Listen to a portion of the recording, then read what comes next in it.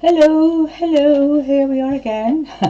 I'm wearing bright red today because I've had one hell of a week and I'm actually a bit exhausted, but I've got to do the video. The feeling comes over me, so I have to do it. So forgive me if I'm not looking at you. The camera's in a very funny place. I'm trying new lighting.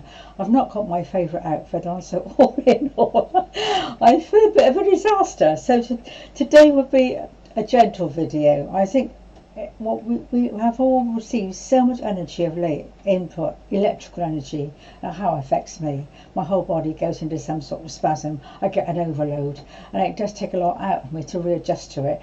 So I'm thinking we need a bit of earthing, and so I've got. Well, there is it's an earthing video, to be honest. You can see I'm a bit of a muddle today. So I thought these are medicine cards. Have you heard of the medicine cards? Jamie Sands, and they're beautiful, beautiful. Loads of medicine cards, and these are the cards. I'll show you them. There they all are. I think it's about 50 of them altogether. Basically, this is the North American tradition of teaching with totem animals or power animals, and we all have two major ones, one either side, and 6 other ones to take us through this lifetime. Now, animals, birds, reptiles, whatever, and it's finding out what they are. They do actually work very well. They're very, very helpful. The energy is earth energy, of course. They're very earth. I love elephants and they flap their feet. They seem to really know what they're doing, don't they? When you see them plant that foot down, so strong and so earthed. I love elephants. That's one of my power animals. So anyway, so that's basically the principle of the earth energy through animals and plants as well. But these are the cards called medicine cards, and each one has a little reading. Today I got the otter feminine. I don't feel particularly feminine, but 2 men came to my door this morning. 2 repair men, but they were very sweet and very kind, and it was just nice to see the male energy. I don't see much of it actually, although I have had a bad time of late with some of them. So anyway, let's get back to basics. When I left my husband 30 years ago, I didn't know much about medicine cards then. I was more into the higher stuff. And of course it isn't about the higher stuff, because the higher stuff is the lower stuff as well, and we're meant to be bringing it all down, aren't we, into our physical bodies and the physical earth, because I'm sure that's where we are. And I've got this theory that ascension really is descension, is actually bringing stuff down through us to earth it, to bring light into the earth plane. And the earth plane is desperate for help at the minute. So that's why I'm doing this, I suppose. It's like, I'm a very earthy person. I'm a Taurian, very earthy, and I love plants and animals, and I think we all do really, but I think it's a question of using their energies and their skills to help us, and they do. When I left my husband 30 years ago, can you imagine the state I was in? I left with nothing, and I'm not clairvoyant, but occasionally I do see something in my mind. It's usually a rose or a picture or something. It's never people. So just as well, I don't know. But anyway, I left my husband and I was meditating one day, and this beautiful, beautiful white unicorn came into my mind, and he introduced himself with a name which I won't give obviously, but he introduced himself as the higher self. And apparently higher selves can come in different guises. Animals, plants, birds. They're not as that, but they come representing the higher self, and it was the most beautiful moment. I've written it all down amongst my many papers, and he took me on a ride to the crystal caves. I still can't understand, it was just so real. I mean, I could feel the horse itself. I could feel it was like more physical than here. It was quite odd. And he took me galloping through the fields, the poppy fields. Oh, it was a mystical, magical moment. I haven't had it since with him, but he took me to the crystal caves, which is beautiful. And I thought it was just like a connection, because I'd left my husband and my family and my daughter, and I was really floundering, and I needed some sort of, I don't know, reassurance. I don't know what it was, but he came, and I know he's still there from time to time, but I don't see him per se. And so that was my first experience of really a magical animal. So and it's gone on since then. These cards have been my little friends for the last 20 years. I mean, they've got Mr. Dog, the friend. Each one represents an energy, and I pick one a day usually, see who's with me, who's going to help me, and they're pretty accurate. I mean, not to sort of follow it faithfully, but they are pretty accurate. It's Mr. Raven, change of consciousness. So you read into them what you want to read into them, really, and I find them very, very helpful. So I'm just going to tell a couple of little stories of things that have happened to me with these magical beings, because it is very interesting, and they are magical. And the other day I was feeling very, very down, and I was just closing my eyes, go to bed, put the duvet over, just chill out for a couple of hours, 1 hour. And these two beautiful Shire horses. Now, I do love horses. A horse is one of my power animals, actually. All different kinds of horses, but these two, I love Shire horses. Two coming towards me with a carriage behind, and they were kind of like a I don't know, rusty brown colour with cream, the feathers around their feet, and they were, I mean, that is so beautiful. And they just came to see me, and they did give me some power and some energy to go forward. And it came for about 5 minutes, I suppose. Magical, just came through, and it was so real again, more real. I'd never seen Shire horses down here look like that. They were beautiful. So that was one of my experiences, and I've had, different ones really. Shire horses. I always had a ride on a turtle, a sea turtle. I love sea turtles. The way they slowly move to the lagoon. And I was on his back or her back and just taking a ride. It was fantastic. At the time you don't think to yourself, why aren't I breathing? You just don't think of that. Well, it lasted again about half an hour, I suppose.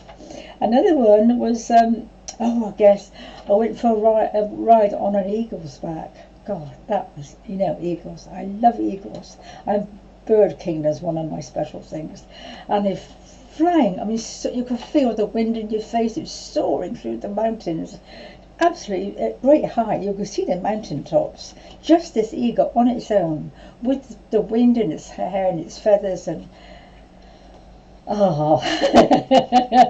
pure flight, beauty, absolutely beauty. It was very lovely, and it's finding out what your totems are. So you want to have one either side. Usually it's an animal you're pretty much in tune with most of the time, comes to you either physically or in your thoughts, or you feel fond of them. My snake is one of them, even though that python climbed up onto my chest in my Egyptian initiation. He wasn't there to hurt me. He was bringing me lots of love, and I've had that. I've seen a python by the side of me, and the love that radiates from that animal is quite incredible, because the snakes are very healing, of course, I could go on for a long time about different animals, and it's just so lovely. They all have healing qualities. And I just want to also mention, I did actually hear the earth spirit. Well, I actually felt its energy. I lay on the ground when I was just not long after I left my husband. I could actually feel its heartbeat. Now that's an incredible gift, isn't it?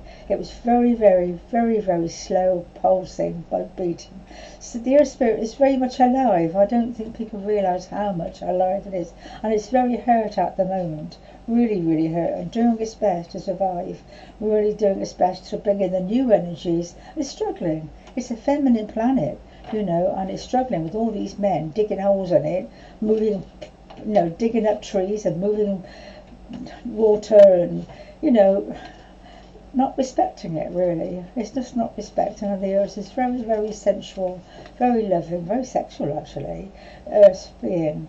And I think that's what the Wiccans tune into a lot. But I love the earth, and I think a lot of us do. But the animals are there to help us. They have qualities and energies they want to share with us. And what I was talking about, I just want to also mention the energies of two particular elements. Water is a difficult one for me. I haven't got water on my birth chart. Of course, it's about feelings and emotions, and I've had to work on that in my lifetime. But a friend of mine and I went to Niagara Falls. What an experience. Of course, some of you are American and Canadian anyway, but we went over from the UK to Toronto and went to see it was beautiful, the waterfall. First we went for a ride on Maid of the Mist. There are ships that go through the waters at the bottom, and that's a bit scary. You have to wear a plastic mask. because it's spray all the time, and it is a bit scary because the pilot of the boat's got to know what he's doing with the currents and everything. But the most amazing experience was when we went up to there's a little, well, I can't call it a cavern, a kind of cave with an opening in it, and they got bars in front so you don't want to jump in or fall in, and the water was coming down in front of you. Power. The absolute incredible power. I can feel it now. And we stood behind this sheet of water, a noise, that cacophonous you might say, absolute power and noise and beauty, and we both just sobbed.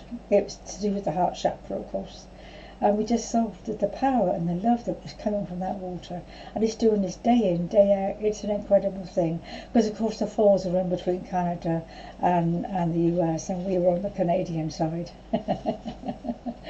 I'm actually part Canadian. My mother was born in Guelph. I'll tell you that story one day. So it was about magical experience, and also if you can get hold of finding a crop circle, then that's another thing. Magical, magical, magical. A lot of people don't believe in them. I do. I have experienced standing in the middle of one, the power and the love.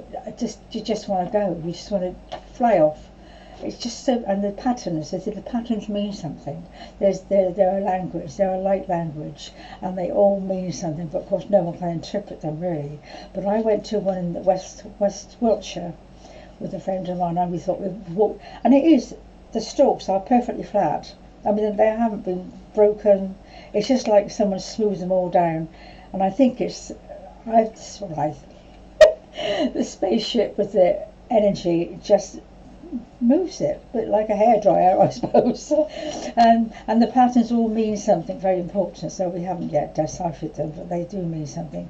And to stand in the middle of a corn circle, try and do it, if you can find any. I don't know whether you have them in other countries. We do over here quite a lot in the UK, but that's another beautiful experience. So there's all these energies at play, for us to use and to earth ourselves, and yeah, they're willing, and just to tune in to find out your 2 power animals and the 7 totem animals. They apparently come and go, depends on what you need.